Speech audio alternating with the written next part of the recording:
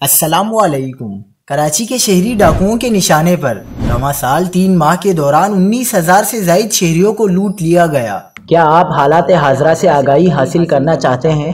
خبر کے پیچھے چھپے اصل حقائق جاننا چاہتے ہیں تو ابھی سبسکرائب کیجئے جلمل پاکستان کو اور ساتھ ہی گھنٹی کے نشان پر کلک کر دیں۔ آپ کو بتاتے چلیں کہ کراچی کی شاہراہیں، رہائشی علاقے، تجارتی مراکز، یہاں تک کہ دفاتر کے اندر بھی کوئی محفوظ نہیں۔ ڈکیت کہیں بھی دندناتے آتے ہیں اور اسلحے کے زور پر واردات کر کے فرار ہو جاتے ہیں۔